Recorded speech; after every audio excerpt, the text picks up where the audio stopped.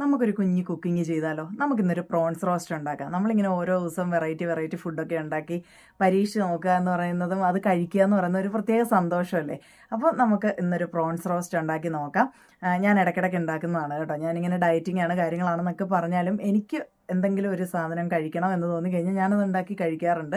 അങ്ങനെ ഭയങ്കരമായ ഡയറ്റൊക്കെ ചെയ്ത് പട്ടിണി കിടന്നൊന്നും വെയിറ്റ് കുറയ്ക്കാനൊന്നും ഞാൻ ശ്രമിക്കാറില്ല കേട്ടോ.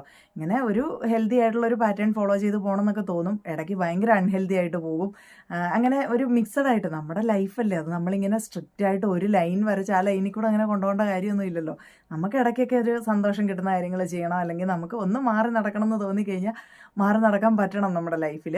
അപ്പോൾ അങ്ങനെ എനിക്ക് ഒരു എന്താ പറയുക, ടേസ്റ്റ് ആയിട്ട് എന്തെങ്കിലും കഴിക്കണം എന്ന് തോന്നിയപ്പം നല്ല ചപ്പാത്തി കിട്ടിയപ്പം അങ്ങനെ പറയുന്നതായിരിക്കും ശരി. ഞാൻ മലയാളിക്കടയിൽ നിന്ന് നല്ല ചപ്പാത്തി മേടിച്ചു. അപ്പോൾ ആ ചപ്പാത്തിയുടെ കൂടെ കഴിക്കാൻ വേണ്ടിയിട്ട് എന്തെങ്കിലും എരിവൊക്കെ ഉള്ളൊരു കറി വേണമെന്ന് തോന്നിയപ്പോൾ ഒരു പ്രോൺസ് റോസ്റ്റ് ഉണ്ടാക്കി.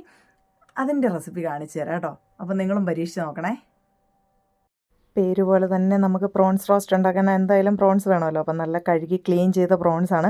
ഇവിടെ എന്തായാലും ക്ലീൻ ചെയ്ത പ്രോൺസാണ് എനിക്ക് മേടിക്കാൻ കിട്ടുന്നത്. ഞാനത് വീണ്ടും നന്നായിട്ട് കഴുകിയൊക്കെ എടുത്ത് വെച്ചിട്ടുണ്ട്.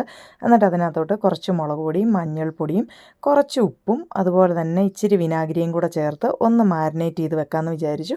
നമ്മൾ കുറച്ച് നേരം ഇതൊന്ന് മാരിനേറ്റ് ചെയ്ത് വെക്കുകയാണെങ്കിൽ ആ മസാലയൊക്കെ അങ്ങ് പിടിച്ചോളുമല്ലോ. അപ്പോൾ ഈ വിനാഗിരി ഒരു ശകലം ചേർത്താൽ മതി കേട്ടോ. ആ മസാല അതിലേക്കൊന്ന് പിടിക്കാൻ വേണ്ടിയിട്ട് നാരങ്ങാനീര് ചേർത്താലും മതി.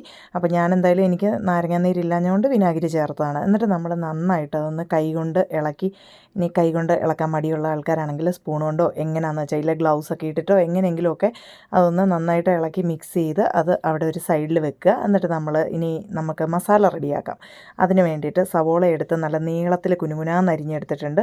അതുപോലെ തന്നെ കുറച്ച് വെളുത്തുള്ളി എടുത്ത് അരിഞ്ഞിട്ടുണ്ട്. ഇത് അരിഞ്ഞെടുക്കുകയോ ചതച്ചെടുക്കുകയോ ചെയ്യാം കേട്ടോ. പിന്നെ കുറച്ച് ഇഞ്ചി എടുത്തിട്ട് അതും കുനുകുനാന്ന് നന്നായിട്ട് അരിഞ്ഞെടുത്തിട്ടുണ്ട്.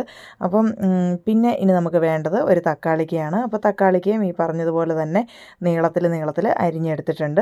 അപ്പോൾ നമ്മൾ അരിഞ്ഞെടുത്ത സാധനങ്ങളെല്ലാം കൂടെ നല്ല പൂക്കളം ഇട്ടതുപോലെ നിരത്തി ഒരു പാത്രത്തിൽ വെച്ചിട്ടുണ്ട്. അപ്പോൾ കാണുമ്പോൾ ഒരു ഭംഗി അത്രയേ ഉള്ളൂ, അല്ലാതെ പ്രത്യേകിച്ച് കാര്യമൊന്നുമില്ല. എന്നിട്ട് നമ്മളിനി ഒരു പാൻ ചൂടാക്കാൻ, അപ്പോൾ നമ്മൾ നേരത്തെ മാരിനേറ്റ് ചെയ്ത് വെച്ച സാധനം അവിടെ ഇരിക്കുകയാണ് കേട്ടോ. കുറച്ച് സമയം ആയല്ലോ. അപ്പോൾ നമ്മളൊരു പാൻ അടുപ്പത്ത് വെച്ച് എണ്ണ ഒഴിച്ച് ചൂടാക്കിയിട്ട് അതിലേക്ക് നമ്മൾ ആ ഒരു പ്രോൺസിനെ എല്ലാം ഇതേപോലെ പെറുക്കി നിരത്തി വെച്ച് കൊടുത്തുകൊണ്ടിരിക്കണം കേട്ടോ. അപ്പോൾ കാണുമ്പോൾ നല്ല ഭംഗിയില്ലേ, നല്ല റെഡ് കളറിൽ ഇങ്ങനെ നിരത്തി വെക്കുമ്പോൾ. അപ്പോൾ അത് നിരത്തി വെക്കുമ്പോൾ കൈ എണ്ണയിൽ മുട്ടാതെ സൂക്ഷിക്കണം കേട്ടോ. അത് കഴിഞ്ഞിട്ട് നമ്മൾ കുറച്ച് കഴിയുമ്പോൾ അതൊന്ന് ഇങ്ങനെ ഇളക്കിയൊക്കെ ഒന്ന് കൊടുത്ത് അത് ഒന്ന് വെന്ത് വരുന്ന ഭാഗം നമുക്കറിയാമല്ലോ. അന്നേരം അതിങ്ങനെ കോരി മാറ്റുക.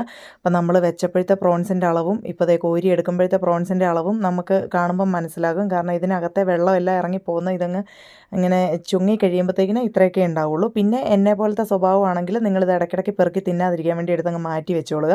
ഇല്ലെങ്കിൽ അതിൽ നിന്നും അളവ് താഴോട്ട് തന്നെ പോന്നുകൊണ്ടിരിക്കും കേട്ടോ. അപ്പോൾ നമ്മൾ നേരത്തെ ആ ഒരു പ്രോൺസ് വറുത്തെടുത്ത എണ്ണയ്ക്കകത്തോട്ട് തന്നെ അരിഞ്ഞു വെച്ച സവോള ഇട്ടിട്ട് അതിലേക്ക് കുറച്ച് ഉപ്പും കൂടെ ചേർത്ത് കൊടുത്ത് നന്നായിട്ടൊന്ന് വഴറ്റിയെടുക്കുകയാണ്.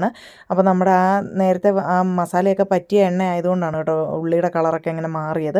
എന്നിട്ട് നമ്മൾ അതിലേക്ക് വെളുത്തുള്ളി ഇഞ്ചി അരിഞ്ഞ് വെച്ചതും കൂടി ഇട്ട് കൊടുക്കണം. ഞാൻ എപ്പോഴും ഓർക്കും എന്തായാലും ഇതെല്ലാം വഴറ്റിയെടുക്കണം, എന്നാൽ പിന്നെ ഇതെല്ലാം കൂടെ ഒന്നിച്ചിട്ട് വഴറ്റിയാൽ പോരെയെന്ന്. എന്താണോ അതിൻ്റെ ഉള്ളിലെ ആ ഒരു ലോജിക്കെന്ന് എനിക്കറിയില്ല. എന്തായാലും കാരണവന്മാരിങ്ങനെ പഠിപ്പിച്ചതുകൊണ്ട് നമ്മൾ ആ രീതി അങ്ങ് ഫോളോ ചെയ്ത് പോകുന്നു. എല്ലാം വേറെ ഇട്ട് വഴറ്റി, തക്കാളിക്കായും ഇട്ട് വഴറ്റി. അപ്പോൾ തക്കാളിക്കൊക്കെ അത് ഇങ്ങനെ നമ്മൾ സ്പൂൺ കൊണ്ടൊന്ന് കുത്തിയാൽ നല്ല ഉടയുന്ന പരുവമായിട്ടുണ്ട് കേട്ടോ. അപ്പം നമ്മൾ വഴറ്റിയ സാധനങ്ങളെല്ലാം നല്ല അടിപൊളിയായിട്ട് വഴന്ന് കിട്ടിയെന്നാണ് അതിൻ്റെ അർത്ഥം. ഇനി നമ്മൾ ഇതിനകത്തോട്ട് കുറച്ച് മുളക് പൊടിയും കുറച്ച് മഞ്ഞൾപ്പൊടിയും അതുപോലെ തന്നെ കുരുമുളക് പൊടിയും, ഇത്രയും സാധനങ്ങളാണ് കേട്ടോ ഞാൻ മസാലയായിട്ട് ചേർക്കുന്നത്. ഞാൻ ചില ആൾക്കാർ ഈ പ്രോൺസിൻ്റെ അകത്തൊക്കെ ഗരം മസാലയൊക്കെ ചേർക്കുന്നത് കാണാറുണ്ട്. എന്തായാലും എനിക്കത് ഇഷ്ടമല്ല. അതുകൊണ്ട് ഞാൻ എന്തായാലും ഇത്രയും സാധനങ്ങളെ ചേർത്തിട്ടുള്ളൂ.